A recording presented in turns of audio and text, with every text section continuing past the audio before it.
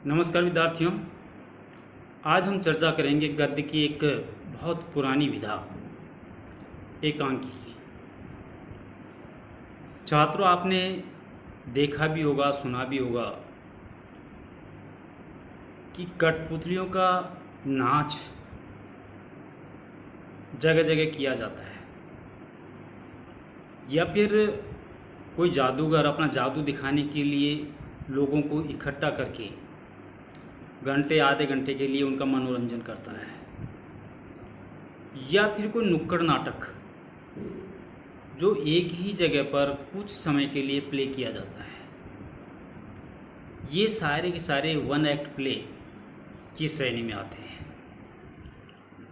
पुराने समय में मनोरंजन का कोई साधन नहीं था, और यही एक मनोरंजन का साधन था जो एक जगह लोग इकट्ठा होते थे, वहाँ नृत्य करते थे, संगीत बजता था, अभिनय होता था, एक छोटा सा रंगमंच सजाया जाता था।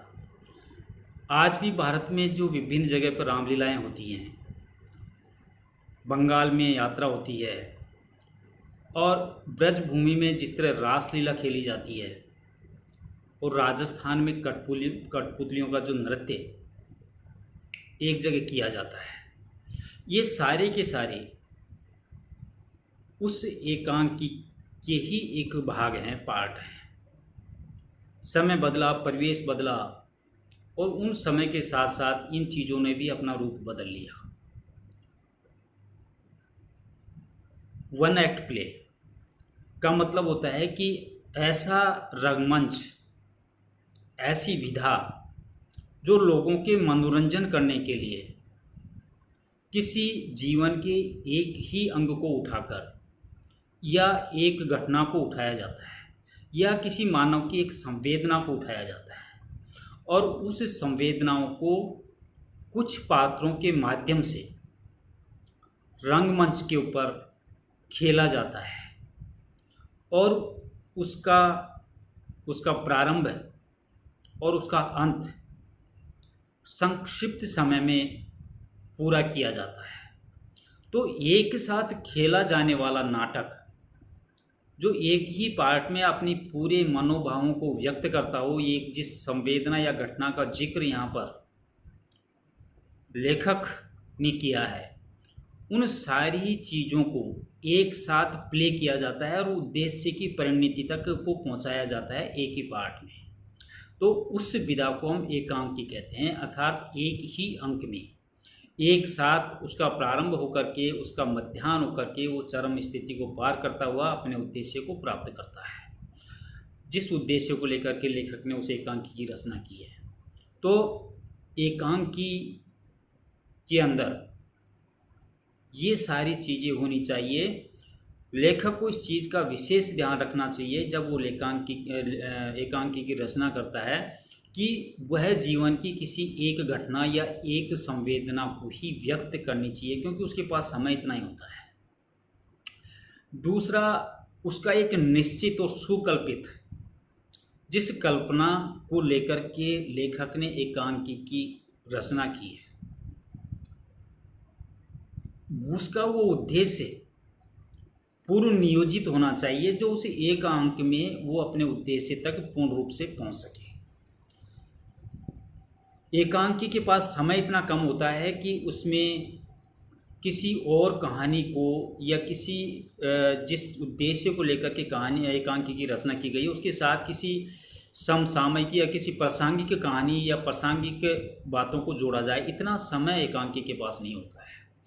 इसलिए उसमें गतिशीलता की निरंतरता होनी चाहिए, कहीं भी स्थायित्व नहीं होना चाहिए, एक जगह रुकने की क्षमता एकांकी के अंदर नहीं होनी चाहिए। निश्चित रूप से एकांकी एक अंक में रचा हुआ एक नाटक है जो रंगमंच पर खेला जाता है, तो उसके आकार और समय की संक्षिप्त का भी विशेष ध्यान एकांकिका को रखना होगा। एकांकी जब रची जाती है, निश्चित रूप से ये सोच दिमाग में एकांकीकार के मन में ये रहती है कि कहीं न कहीं किसी रंगमंच पर इस नाटक की रचना करनी होगी। तो पात्रों का चयन हो चाहे रंगमंच की दृष्टि से या कोई उद्देश्य को लेकर या किसी एक विशेष संवेदना या मनुष्य के किसी एक भाग को लेकर के उसकी जो रचना की है, ये सारे के सारे रचना के पीछे उसमें रंगमंचीयता का गुण भी कहीं न कहीं मौजूद होना चाहिए, ताकि जो पात्रों की उन्होंने रचना की है वो पात्र उस अभिनय पर, उस अभिनय के रंगमंच के ऊपर वो खरे उतर सके। एकांकी तभी सफल होगी तब मनुष्य के जीवन से जुड़ी हुई कोई घटना और संवेदना एक समसामयिक जीवन से, न कि एक कोई अलग विषय से हट करके एकांकी रचना की जाए। चुनी हुई घटनाएं और जीवन, दैनिक जीवन में घटित होने वाली घटनाओं में से ही किसी एक घटना को का चुनाव एकांकीकार को करना चाहिए, जिससे उसकी वास्तविकता और उसका मनोरंजन सही तरीके से दर्शकों तक पहुंच सके। उन चीज़ों के, उन मनोभावों को दर्शक आसानी से समझ सके। किसी भी चीज़ की जब रचना होती है तो वो रचना तभी सार्थक होती है उसके दो बराबर के पार्ट हों, पक्ष भी होगा तो विपक्ष भी होगा, और जब पक्ष और विपक्ष से दोनों टकराएंगे, दोनों के अंदर संघर्ष होगा, विवाद होगा, तो ही तो कोई न कोई उद्देश्य तक एकांकीकार पहुंचेगा। इसलिए उसमें बराबर दो विरोधी भावों का समायोजन भी एकांकीकार को करना चाहिए। उसका जो चित्रण है किसी एक का यथार्थ पहलू पर होना जरूर चाहिए, लेकिन उसका अंत, उसका उद्देश्य कोई न कोई आदर्श के रूप में प्रतिपादित होना चाहिए। तो ये सारी की सारी जो चीज़ें हैं वो एकांकी के अंदर होनी चाहिए, तभी एक एकांकी सार्थक और सही रूप में दर्शकों तक पहुंच पाएगी, जिस उद्देश्य को लेकर के एकांकीकार ने उस एकांकी की रचना की है। तो ये तो मैंने आपको बताया कि एकांकी क्या है, किसे कहते हैं एकांकी। अब हम चर्चा करते हैं कि एकांकी, संपूर्ण एकांकी के लिए उसके जो तत्व बनाए गए हैं मनुष्यों द्वारा, उन सभी तत्वों को साथ में लेकर के एकांकी खरी उतरती है। तो ऐसे कौन कौन से तत्व हैं जिन तत्वों का होना उस एकांकी के अंदर अति आवश्यक है। तो सबसे पहले हम लेते हैं, जो पहला जो तत्व है वह है उस एकांकी की कथा वस्तु।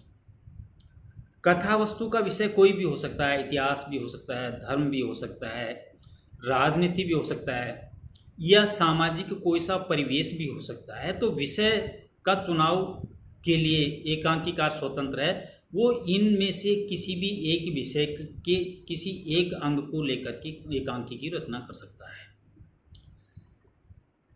एकांकीकार को चाहिए कि कथा वस्तु की रचना करते समय उस एकांकी का जो थीम है, जो उद्देश्य है, उस उद्देश्य को दिखाने के लिए एकांकीकार को समसामयिक विषयों से उसको जोड़ना चाहिए।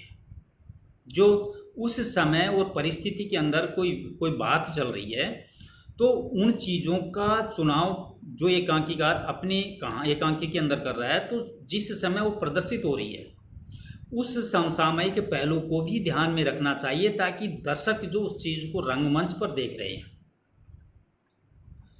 दर्शकों के मन के अंदर वो भावना जागृत हो सके कि उन्होंने ये सारी चीज़ें कहीं न कहीं देखी हैं, उनको ये महसूस, एक फीलिंग उनके हृदय के अंदर जागृत हो सके, अंतर्मन की चेतना वो जागृत हो सके कि ये जो पार्ट उनके सामने उपस्थित है, इस पार्ट के वो कहीं न कहीं खुद भी हिस्सेदार हैं। तो ये कि इस प्रकार की अंतर्वृत्तियों को जागृत करने के लिए एकांकीकार को अपनी एकांकी के साथ में समसामयिक विषयों का समायोजन भी करना चाहिए। निश्चित रूप से सही है कि किसी भी चीज़ को मनोरंजनपूर्ण बनाने के लिए उसमें मसाला डालना बहुत ज़रूरी होता है। तो एकांकीकार उस एकांकी की रचना करने के साथ साथ कुछ काल्पनिक विषयों को भी वो जोड़ सकता है। मान लो किसी गंभीर विषय पर चर्चा एकांकीकार अपनी एकांकी में कर रहा है। अब वातावरण बहुत गंभीर हो गया। दर्शक बिल्कुल एकटक होकर के उसको देख रहे हैं, उसकी रस का पान कर रहे हैं, लेकिन वातावरण को हल्का करने के लिए एकांकीकार कहीं से एक मस्खरा ला करके उपस्थित कर देता है। तो वो मस्खरा, उसकी जो संवाद शैली है, उसकी जो वेशभूषा है, उसके जो बात करने का जो तौर तरीका है, उस तौर तरीको को देख करके दर्शक का मन हल्का हो जाता है। तो काल्पनिक के विषयों का समायोजन भी वो कर सकता है। एकांकीकार जब अपनी एकांकी को शुरू करता है तो उसका जो प्रारंभ है वो जिज्ञासा और कुतूहल के साथ में होना चाहिए, और उसके अंदर रोचक और विस्मयकारी गुणों का समावेश होना चाहिए कि जैसे ही दर्शक उसको देखना शुरू करें, उनके हृदय के अंदर एक भाव जागृत हो, एक उत्सुकता का भाव, एक आश्चर्य का भाव जागृत हो, और वो एक मन में हमेशा ये चलता रहे कि अब इसके आगे क्या होगा। तो एक उत्सुकता और जागरूकता और कौतूहलता का भाव एक दर्शक के मन के अंदर होना चाहिए। तो उसका प्रारंभ इस तरह से एकांकीकार को करना चाहिए। कथा वस्तु के प्रमुखतः 5 अंग होते हैं, जिसमें प्रारंभ होता है, नाटकीयता होता है, द्वंद्व होता है, चरम सीमा होती है, और चरम सीमा के बाद में पूर्ण परिणति होती है। ये 5 अंग उसके बीच बीच में थोड़े थोड़े अंतराल के बाद में, क्योंकि समय बहुत कम होता है, उस अंतराल के बाद में ये चीज़ें आती हैं, और वही एकांकी सार्थक होती है जब इन सब चीज़ों को साथ में लेकर के वो चलती है। स्थायित्व तो कहीं नहीं होना चाहिए, गतिशीलता बराबर बनी रहनी चाहिए। संवाद संक्षिप्त होंगे तो एक पात्र आएगा, दूसरा पात्र अपनी बात कहेगा, तीसरा पात्र अपनी बात कहेगा, तो उसमें गतिशीलता बनी, अवरोधक कहीं नहीं होना चाहिए। तो ये सारे के सारे गुण एक एकांकी की कथा वस्तु के अंदर मौजूद होने चाहिए, तभी वो एकांकी सार्थक प्रतीत होगी। दूसरा इसका जो अंग है वो है कथोपकथन या संवाद। किसी भी चीज़ को हम जब प्रकट कर रहे हैं रंगमंच के ऊपर, तो रंगमंच के ऊपर लेखक कुछ नहीं कह रहा है, एकांकीकार कुछ नहीं कह रहा है, वो जो भी अपने जो भाव है वो पात्रों के मुख से कहलवा रहा है। अब पात्र अपने मुख से क्या कह रहे हैं, किन मनोभावों के तहत कह रहे हैं, निश्चित रूप से पात्रों के मुख से कहलवाए गए संवादों का असर दर्शकों के ऊपर पड़ता है। तो उस स्थिति में संवाद संक्षिप्त होने चाहिए और सरल भाषा में होने चाहिए, ताकि दर्शक और पात्रों के बीच में कोई कम्युनिकेशन गैप नहीं रहे। पात्र जो बात कह रहे हैं उन पात्रों को रूबरू उसी की तरह दर्शक समझ जाए, तो उनकी भाषा सरल होनी चाहिए। संवाद रोचक और स्वाभाविक होने चाहिए, जिस परिवेश में एकांकी की रचना की जाती है। निश्चित रूप से रंगमंच को भी उसी तरह सजाया जाता है। अब जिस तरह रंगमंच की रचना की गई है, पात्रों की रचना की गई है, एकांकी की रचना की गई है, तो पात्रों के मुख से जो कहलवाए गए जो संवाद है, वो संवाद भी उसी परिवेश के अनुकूल होने चाहिए, तभी वो एक दूसरे के बीच में एक गैप नहीं रहेगा, एक दूसरे के बीच में समझने में आसानी रहेगी। पात्रों के जो संवाद हैं वो प्रसंग के अनुकूल होने चाहिए। जिस विषय को लेकर के एकांकीकार एकांकी की रचना कर रहा है, रंगमंच पर किसी उद्देश्य को लेकर के उसका प्रकटीकरण कर रहा है, तो उसी प्रसंग के अनुकूल उनके संवाद होने चाहिए। और संवादों के माध्यम से जो पात्र हैं, पक्ष के और विपक्ष के, उन दोनों पात्रों के मनोभाव व्यक्त होते हैं, जो उस एकांकी की गतिशीलता में सहायक होते हैं। और जब दो पात्र वाद और विवाद में जो दो पात्रों के बीच में अंतर संघर्ष पैदा होता है, तो उस अंतर संघर्ष के पैदा होने से जो अभिव्यक्ति निकलती है वो एक कौतूहलवर्धक होनी चाहिए। दर्शकों का मन में वो उत्साह जागृत होना चाहिए कि पात्र जो कह रहा है वो बातें बिल्कुल सही और सटीक और सही जगह कही हुई है। जिस संवेदना, जिस घटना या जिस परिवेश को लेकर के एकांकी की रचना की गई है, तो उस संवेदना को व्यक्त करने वाले संवाद होने चाहिए। जिस बात को एकांकीकार कहलवाना चाहता है उसी हाव भाव में, उसी लहजे में, और उसी तरह मान लो कोई कठोर बात कहना चाहता है तो उसके जो हाव भाव भी उसी तरह से होंगे। कोई बहुत सरल और संक्षिप्त बात कहना चाहता है, बहुत हंसी मजाक की बात कहना चाहता है, तो माहौल को ठंडा करने के लिए, मौसम को बदलने के लिए संवाद भी उसी तरह से होनी चाहिए। तो परिस्थिति के अनुकूल संवादों की रचना एकांकीकार को करनी होगी अपनी एकांकी के लिए। अगला इसका जो तत्व है वह है पात्र या चरित्र चित्रण। कोई भी एकांकी की रचना होती है तो निश्चित रूप से पात्रों की रचना की जाती है, तभी वो एकांकीकार अपनी एकांकी को सफल बनाता है। पात्रों की रचना इस तरह होनी चाहिए कि पात्र न तो बहुत ज़्यादा हो न बहुत कम हो, कहानी को, कथा को लगातार गतिशील बनाए रखने में सहायक होनी चाहिए। तो इस तरह की पात्रों की रचना एकांकीकार को करनी चाहिए। पात्रों का जो चयन है, जिस समसामयिक परिवेश को लेकर के एकांकीकार एकांकी रचना कर रहा है, उस सामान्य जनजीवन को आधार बना करके पात्रों की रचना की जाती है। उस परिवेश में उनको ढाला जाता है और वो एक माहौल क्रिएट किया जाता है, पैदा किया जाता है, ताकि दर्शकों और पात्रों के बीच में अट्रैक्ट बना रहे, आकर्षण बना रहे और दर्शक झूम जाएं, मदहोश हो जाएं, एकटक निहारने पर मजबूर हो जाएं। पात्रों को न तो बिल्कुल स्वतंत्र छोड़ा जा सकता है, न बिल्कुल अपने एकांकीकार अपने कब्जे में ले सकता है। उनका जो व्यक्तित्व है, उनका जो निजी जीवन है, वह भी कहीं न कहीं पात्रों का झलकना चाहिए एकांकीकार की एकांकी में। तो पात्रों को स्वतंत्र भी छोड़ना पड़ेगा एकांकीकार को, उनके निजी व्यक्तित्व को भी बताना पड़ेगा।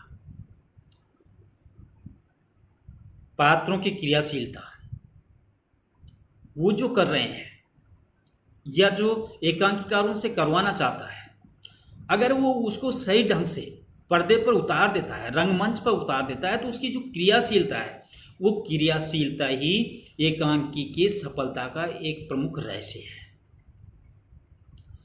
पात्रों की संख्या मैंने बताई कि न तो बहुत कम होनी चाहिए न बहुत ज़्यादा, क्योंकि समय का अभाव होता है। एक अंक में खेला हुआ वो नाटक होता है, तो इतने ज़्यादा पात्र उस रंगमंच पर न तो समा सकते हैं न बहुत कम होने चाहिए। तो एक बीच के पात्र इस तरह की संख्या होनी चाहिए जो अपनी सभी पात्रों का व्यक्तित्व भी झलकता हो और अपनी पूरी बात को वो कह भी सकते हो।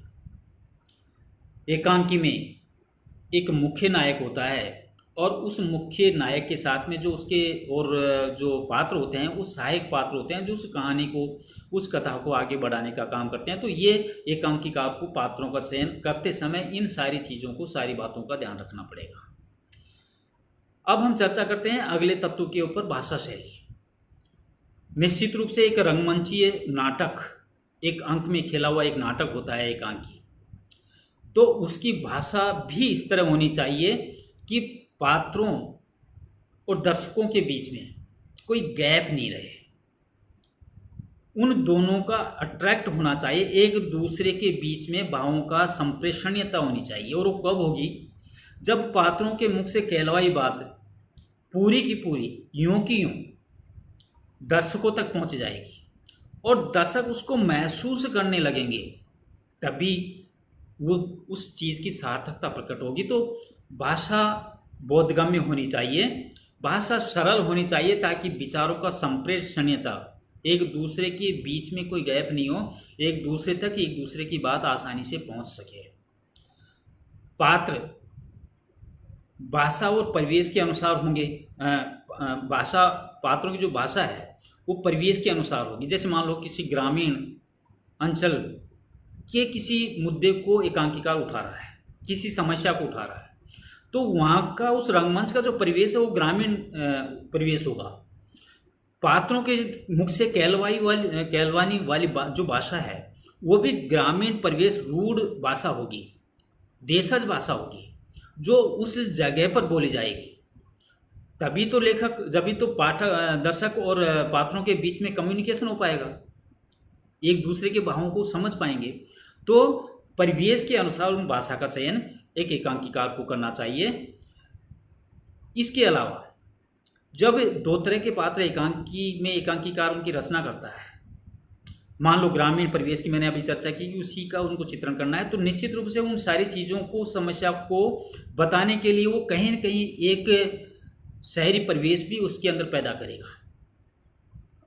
तो उसका जो चरित्र है, एक व्यक्ति का जो व्यक्तित्व वो तो शहरी झलक रहा है, दूसरे व्यक्ति का व्यक्तित्व ग्रामीण झलक रहा है, जैसे ज़्यादातर प्रेमचंद के उपन्यासों में होता है। तो इस तरह की अगर रचना की जाती है तो जो शहरी परिवेश का व्यक्ति है तो उसकी जो वेशभूषा है वो निश्चित रूप से शहरी होगी, तो उसकी जो बोलचाल है, उसकी जो भाषा है वो भी शहरी होगी। दूसरी तरफ जो ग्रामीण परिवेश का जो पात्र है, उसकी बोलचाल, उसकी भाषा शैली, उसकी जो वेशभूषा है वो सारा ग्रामीण होगा, देशज शब्दों का वहाँ पर प्रयोग किया जाएगा। तो व्यक्तित्व के अनुकूल उनकी भाषा का चयन यहाँ पर होना चाहिए। अब हम शैली की बात करते हैं। ज़्यादातर एकांकियों में, क्योंकि ये एकांकी की रचना करते समय एकांकीकार के मन में ये निश्चित रूप से बैठा होता है कि वो एकांकी को किसी न किसी रंगमंच पर प्रदर्शित करेगा। तो जब रंगमंच के लिए एकांकी की रचना की जाती है तो उसमें नाटकीय शैली का ही प्रयोग किया जाएगा, जो एक सटीक और सही शैली साबित होती है इस एकांकी के लिए, एक एकांकी के रचित करने के लिए, रंगमंच नाटक को उपस्थित करने के लिए। तो ज़्यादातर एकांकियों में नाटकीय शैली का प्रयोग किया जाता है। अगले तत्व की बात करें हम एकांकी के, वह है उद्देश्य। किसी भी चीज़ का, चाहे वो नाटक हो, चाहे उपन्यास हो, चाहे एकांकी हो, चाहे कोई कहानी हो, लेखक, एकांकीकार, उपन्यासकार या नाटककार किसी भी विधा की जब रचना करता है तो उसके पीछे उसका एक उद्देश्य होता है, और उस उद्देश्य को पूरा करने के लिए वो उस विधा की रचना करता है, जो शुरू से अंत तक उस चीज़ों को, उस समस्या को उठाता चला जाता है, और अंत में जाकर के वो या तो किसी यथार्थवादी संदेश को देके जाता है या फिर आदर्शवादी संदेश को देके जाता है। तो कोई न कोई विधा के अंदर इस तरह का एक संदेश छिपा होता है, एक उद्देश्य छिपा होता है। तो एकांकीकार को अपनी एकांकी की रचना करते समय यह स्पष्ट कर देना चाहिए कि उस एकांकी का उद्देश्य क्या है, ताकि वो उद्देश्य पाठक या दर्शक तक पहुंच सके। और ज़्यादा अच्छा तो ये रहेगा कि एकांकीकार, क्योंकि सारी चीज़ें पर्दे पर प्रदर्शित होती हैं, रंगमंच के ऊपर चलती हैं। एकांकीकार कुछ नहीं कह रहा है अपने मुंह से, वो सिर्फ अपने पात्रों के मुख से कहलवाता है। तो सांकेतिक भाषा में, संवादों के अंदर उस उद्देश्य की भी इस तरह रचना करनी चाहिए कि पात्र बात ही बात में वो जो उद्देश्य लेकर के एकांकीकार चल रहा है, उस उद्देश्य की अभिव्यक्ति सांकेतिक भाषा में दर्शकों तक या पाठकों तक पहुंचा दे, ताकि पाठक उस चीज को महसूस करें कि आखिर एकांकीकार इस एकांकी में क्या कहना चाहता है। इसके अलावा अगर एकांकीकार जीवन की किसी अंतर विरोधों या विषमताओं का चित्रण किसी एकांकी में कर रहा है, तो उसके उद्देश्य तक पहुंचने के लिए उसको ज़्यादातर व्यंग्यात्मक संवादों के माध्यम से अपने पात्रों के मुख से सांकेतिक रूप से उस उद्देश्य को बताना चाहिए, ताकि जो अंतर विरोध है या जो विषमता है, उस जो एकांकी की जो थीम है, उस थीम का रसपान दर्शक या पाठक कर सकें और उस उद्देश्य को महसूस कर सके, तभी तो वो एकांकी एक सफल होगी। क्योंकि कोई भी विधा तभी सफल होती है जो उसका उद्देश्य, जिसको एक एकांकीकार या एक लेखक बताना चाहता है, वो रूबरू इसी की तरह पाठक या दर्शक तक पहुंचे। और अगर वो पहुंचाने में सफल होता है तो निश्चित रूप से उसका उद्देश्य सफल हो गया और वो एकांकी या कोई भी विधा सफल मानी जाएगी। अगला इसका जो तत्व है वह है संकलन त्रय। संकलन त्रय वह होता है जहां एक ही कार्य एक ही समय में और एक ही स्थान पर होना चाहिए। ये एकांकी का एक मूल गुण होता है।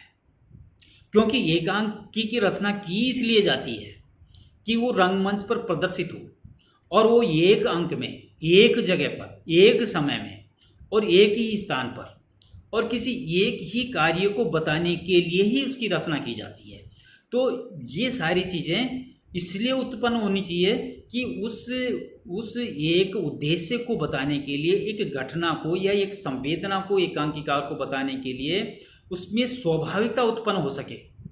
इसलिए इन सारी चीज़ों का संकलन एकांकीकार के पास में होना चाहिए, उस चीज़ों को ध्यान में रखते हुए उसकी रचना करनी चाहिए, जिसके कारण जब एक चीज़ एक ही समय में, एक ही परिवेश में, एक ही स्थान पर, एक ही कार्य को लेकर के रची जाएगी तो उन सारी चीज़ों का प्रभाव पड़ेगा दर्शकों के ऊपर और दर्शक अपनी अनुभूतियों से मिलान करता है, वो उस परिवेश में चला जाता है देखता देखता जो उसके सामने प्रदर्शित होता है और यही तो बताना चाहता है एकांकीकार।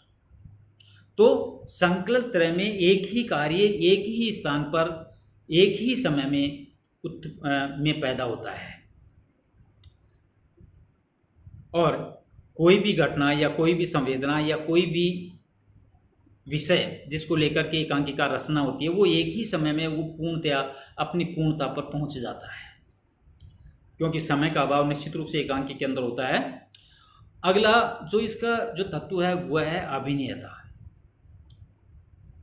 ये अभिनेता इसका एक प्रमुख गुण इसलिए माना जाता है कि एकांकीकार जब एकांकी की रचना करता है तो उसके मन के अंदर ये कहीं न कहीं बैठा होता है कि मैं एकांकी की रचना इसलिए कर रहा हूँ कि एक न एक दिन किसी रंगमंच पर प्रदर्शित होगी और ये दर्शकों से रूबरू होगी। और वो दर्शकों से रूबरू तब होगी जब वो पात्रों का चयन उसमें करेगा और पात्रों का चयन उस समय और परिवेश को ध्यान में रखता हुआ करेगा और जब रंगमंच पर उन पात्रों के द्वारा संवादों को कहलवाएगा तो वो संवाद सीधे असर करते हैं दर्शकों के ऊपर। तो अभिनेता के लक्षण गुण एकांकी के अंदर होने अति आवश्यक है। वो गुण नाटकीय और हृदय को स्पर्श करने वाले संवादों के द्वारा पात्रों के मुख से उस अभिनय को प्रभावशाली ढंग से प्रस्तुत करने पर इंटरैक्ट होता है दर्शकों और पात्रों के बीच में अपने उद्देश्य को लेकर के। तो अभिनेता का गुण इसके अंदर निश्चित रूप से मौजूद होना चाहिए और पात्रों की रचना करते समय उसको इतना तो स्थान पात्रों को देना चाहिए कि अपने मनोभावों को, अपने विचारों को व्यक्त करने की क्षमता, वो पूरी तरह से अपनी बात को कह सके, अपने मनोभावों को अभिव्यक्त कर सके। और अपने मनोभावों को व्यक्त करने के लिए निश्चित रूप से एकांकीकार उस परिवेश को ध्यान में रखता हुआ पात्रों की वेशभूषा, उनके हाव भाव, उनके अंग संचालन की वो किस तरह अपने अंगों को मोड़ते हुए अपनी बात को कह रहे हैं, ये सारी चीज़ें उस अभिनय को और ज़्यादा प्रभावशाली बनाते हैं। तो ये सारी की सारी चीज़ें जिन पात्रों का वो रचना कर रहा है अपने एकांकी में, उनके अंदर ये गुण मौजूद होना चाहिए। संवादों के अलावा रंग निर्देश भी एक पार्ट होता है अभिनेता में, जिसके कारण वो अपने उद्देश्य तक तब पहुंचता है एक एकांकीकार। रंग निर्देश क्या होता है? कई बार क्या होता है कि एकांकी के एक पार्ट से दूसरे पार्ट में प्रवेश करने पर जब एकांकी शुरू होती है तो पर्दे के पीछे से एकांकीकार उस एकांकी के उद्देश्य को किसी एक पात्र के मुख से पर्दे के पीछे से कहलवाता है, ताकि दर्शक उन चीज़ों को समझने के लिए पहले से तैयार हो जाए कि इस जो हम देख रहे हैं सामने रंगमंच पर जो घटना घटित होने वाली है, आखिर उसका विषय क्या है। उस विषय की सूचना जब दर्शकों तक पहुंचेगी तो उस चीज़ को वो समझने में उन्हें आसानी रहेगी और उसके लिए वो पूरी तरह से तैयार हो जाएंगे अपने भावों को, अपने मनोभावों को वहाँ तक पहुँचाने और वहाँ से अपने तक पहुँचने में ये आसानी रहती है उस रंग निर्देश के माध्यम से, जो पर्दे के पीछे एक पात्र के मुख से एकांकीकार उस एकांकी की शुरुआत करवा रहा है। इसके अलावा एक इसका अंतिम जो गुण या तत्व हम कह सकते हैं वह है अंतर्द्वंद। कोई चीज़ की जब रचना होती है तो निश्चित रूप से वो चीज़ की गतिशीलता को बनाए रखने के लिए पात्रों का चयन इस तरह किया जाता है कि उनके बीच में इंटरेक्ट हो, एक दूसरे के प्रति बातचीत हो, और जब बातचीत होगी तो बातचीत का कोई कारण तो होना चाहिए। एक मस्खरा आता है, वो अपनी हंसी मजाक करके चला जाता है, लेकिन किसी गंभीर विषय को जब एकांकीकार उठाता है तो उसका पक्ष और विपक्ष को साथ लेके चलता है, और जब पक्ष अपनी बात रखता है तो विपक्ष का आक्रोश भी कहीं न कहीं वहां पर व्यक्त होता है। तो एकांकीकार हृदय के जो परस्पर जो विचार हैं, जो भाव है, उन भावों को उत्पन्न करता है, वही अंतर्द्वंद है। उन भावों को जो हृदय के जो विभिन्न भाव है, अंतर्विरोध हैं, पक्ष और विपक्ष है, वो उस एकांकी के अंदर मौजूद होता है, चाहे विषय कोई भी हो। निश्चित रूप से उसमें पक्ष भी होगा और विपक्ष भी होगा, और उस एकांकी की गतिशीलता को बनाए रखने के लिए पक्ष और विपक्ष का होना अति आवश्यक होता है। इसके अलावा कोई विषय या समस्या उठाता है तो उस समस्या और विषय के अंदर विवाद हुआ, और विवाद होगा तो विवाद के कारण ही जो पात्रों की अंतः स्थिति है, जो मन स्थिति है, वो संघर्षपूर्ण होगी, और वो संघर्षपूर्ण होगी तो उसके बाद जो घटना घटित होने वाली है वो उनके बाद चरम स्थिति होगी, और चरम स्थिति के बाद में एकांकीकार एकांकी को अपनी परिणति तक पहुंचाएगा और अपने उद्देश्य की सफलता की सूचना वो देगा। तो ये कुल मिलाकर के 8 तत्व एकांकी के अंदर माने गए हैं, जिनके बारे में मैंने विस्तृत चर्चा आपसे की। अब मैं अपनी बात को यहीं ख़त्म करता हूँ। नमस्कार, बाय।